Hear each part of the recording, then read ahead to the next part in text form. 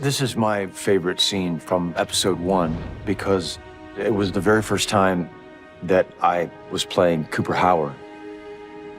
But us cowpokes, we take it as it comes, right?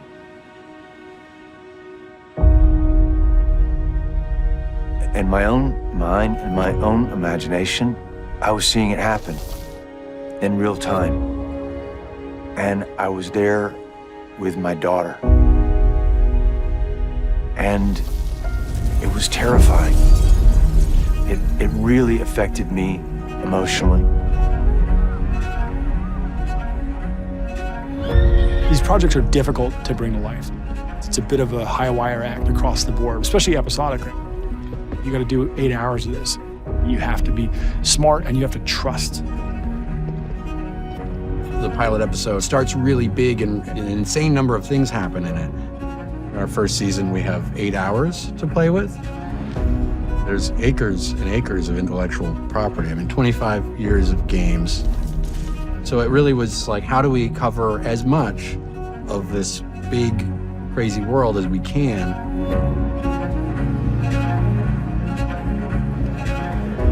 I'm so proud of what we were able to create. Incredibly talented crew, incredibly talented cast, everyone pulling together and trying to breathe life into the idea of what Los Angeles would look like 200 years after the end of the world.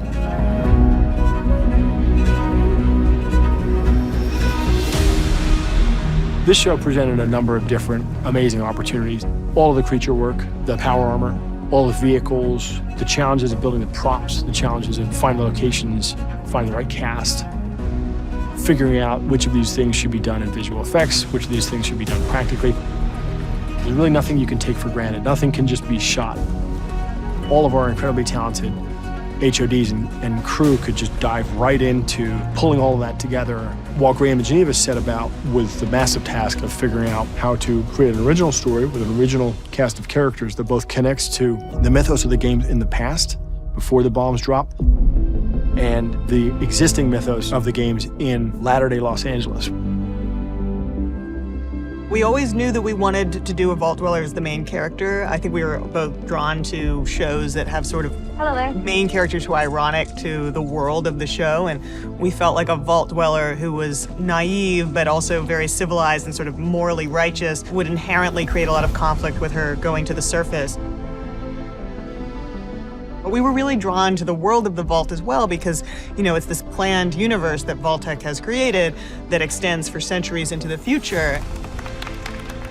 You know, it seems very benign and sort of idyllic, but we were really interested in peeling back the layers of, you know, if a corporation controlled the world and planned every aspect of the world that we lived in, what would the real purpose of everything be? It's very clear to us early on, initial scripts, that the writers here and Jonah and everybody, they really, really get it. And their ability to go in and out of those different tones, which I think is very hard, they've really, really captured. There's mountains and mountains of lore and canon, but the aesthetic is super top of mind. Most exciting thing for us was watching Todd Howard wander onto the set for the first day and be like, they got the door texture right. There's a multi-story vault that's been built. I lost my way to this room. Just being able to walk through it, and it's everything, you know, it's all, there's reports here. There's a letter from Vault-Tec right here, and I can flip through and they have charts of like, how are we raising the ant? It's insanity. Todd had been approached over and over and over again over the years, for more than a decade, by people wanting to turn Fallout into a movie or a television series, and had steadily rebuffed all of those offers. We could see Fallout being an amazing TV show, but it's all about finding the right partners. When we talked to Jonah, he and I hit it off. Oh, this is it. Working with the longtime collaborators and some new ones, this extraordinary team, it allows you to really go for it because you know you have this incredible group of artists. We sort of take the approach that I refer to as maximalism, where we deploy pretty much every production technique possible.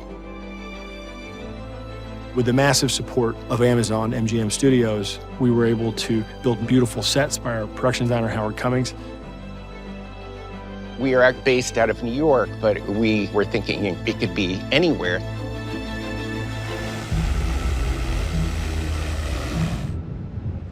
Right now, I'm sitting in Elizabeth Bay, which is in Namibia. This has been a dream that Jonah Nolan has had for years. And so finally, this project came along. This abandoned diamond mine that had been built in the early 20th century in the Skeleton Coast of Namibia, a very inhospitable place. When they abandoned the mine, I think it was in the 30s, they ended up blowing it all up. So this whole area was perfect for trying to recreate a post-apocalyptic city. In order to express what the game is about, we had to really add the details without it overtaking what was here. So it was trying to find the right balance of what part of the game do I bring to Elizabeth Bay. Hold it there, hold it there. To get back to shooting film is a great pleasure and great joy. It's very kind to the human face in the way that digital photography does not yet seem to be capable of doing.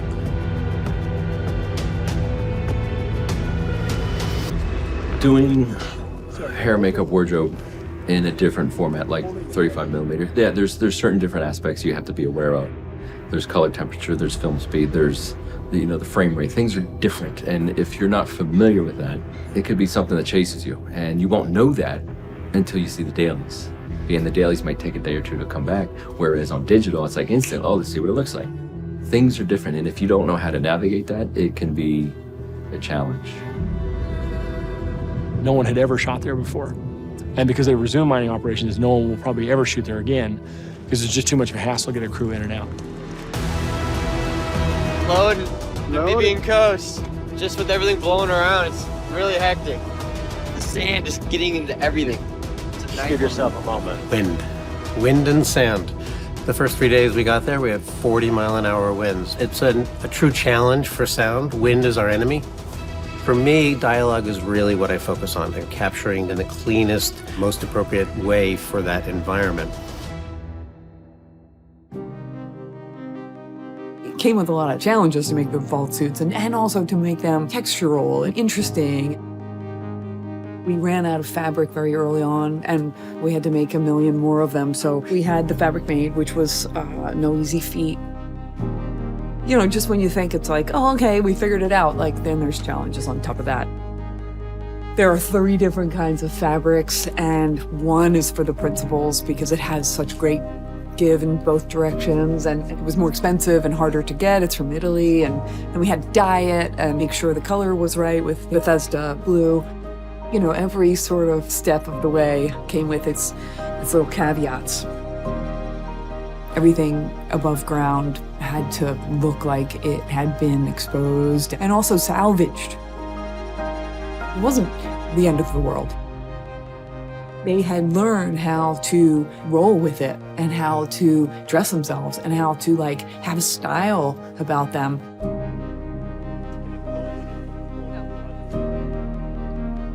It's a huge undertaking. The amount of costumes that we had to make and the amount of people that we had to dress was huge, huge, bigger than anything I've ever done. One thing that Jonah told me early on was we're gonna use the songs to focus on the irony of the situation, especially early on in the vault. You've got the world they're living in, the music that kind of speaks to that. They think they're in this utopia. And then the score, that's gonna be driving the drama. And that was kind of the handoff between the score and the songs. Our job is to subconsciously make you feel something with music. There's something that goes with the visual, with the dialogue, with the acting on screen that just enhances that moment. And I think that's something that is very powerful that you can achieve with music. I'm bringing him home. A lot of editing is juxtaposition. A good example would be when Lucy leaves the vault for the first time and how the soundscape changes from when you're indoors to outdoors. Everything is about how the character is experiencing it and what's it like to go through that bright light into a world that you've never seen before.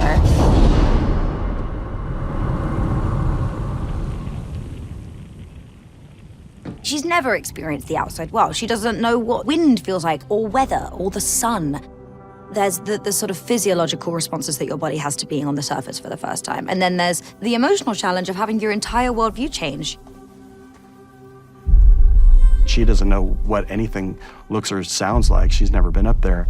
And she starts noticing some sounds as she's walking down through the sand, and she comes around the corner. It's the first time she's ever seen the ocean. You're always trying to get people to lean in more on a show, you know, just the ambiances that made the locations feel different.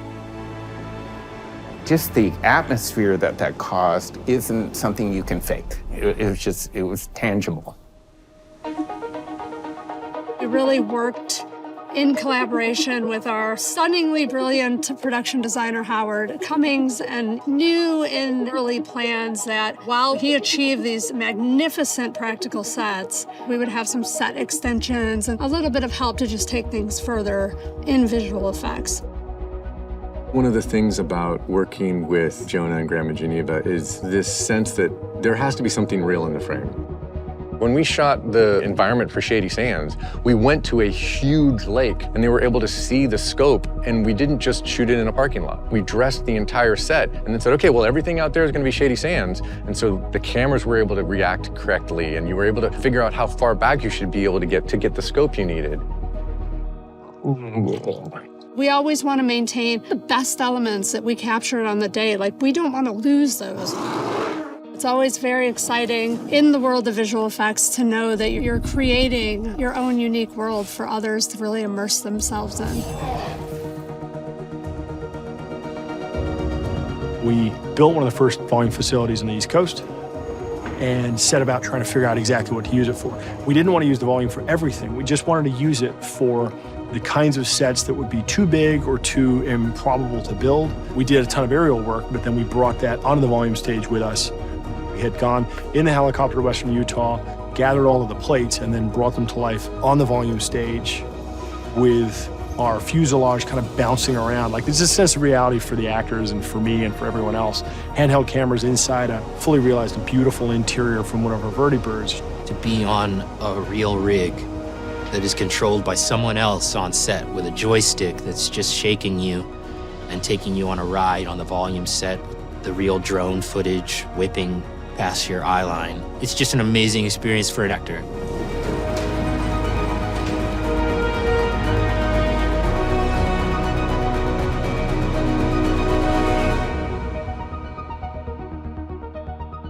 The fights, the fight choreography, the stunt work, all just a sort of a dream come true for me as a director.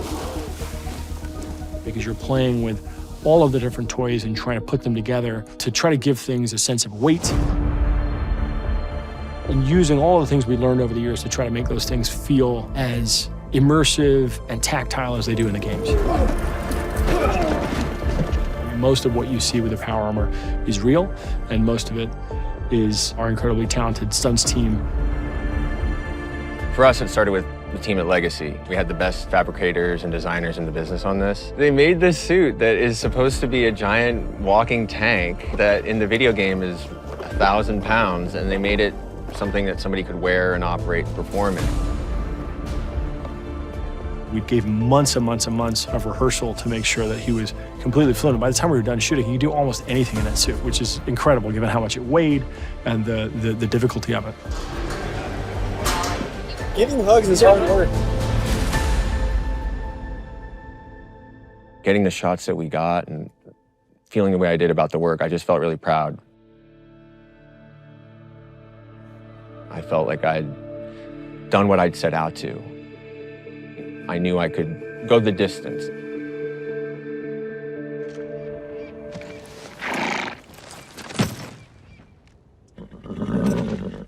Please.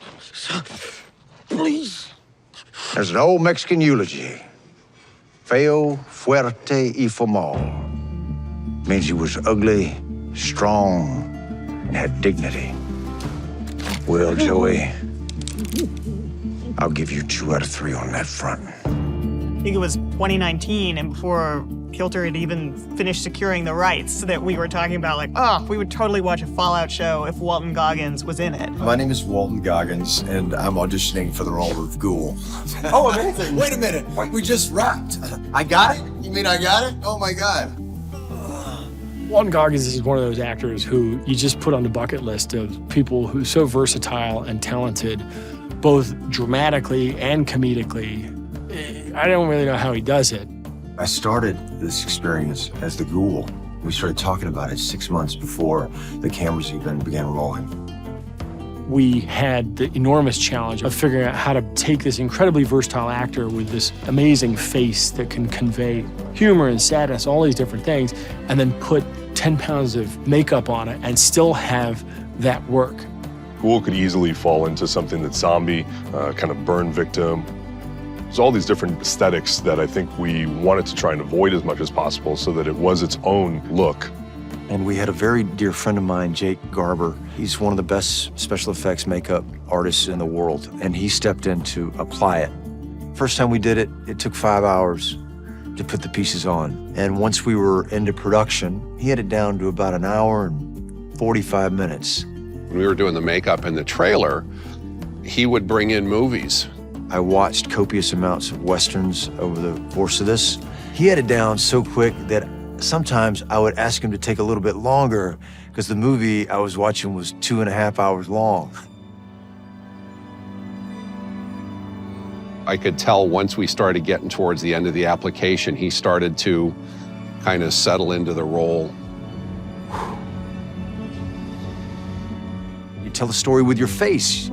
Tell the story with your voice. And both of those things were dramatically changed with this prosthetic and with the mouthpieces that I wear.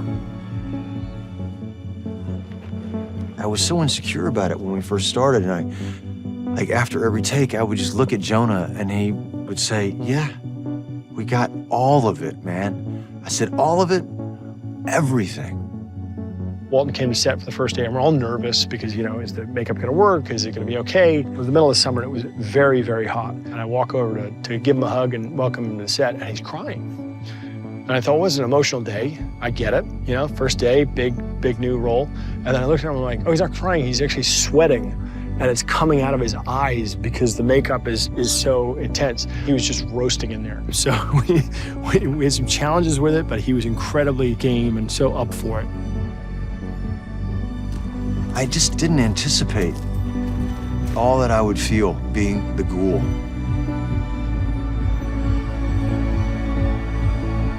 What a magical, strange experience it's been.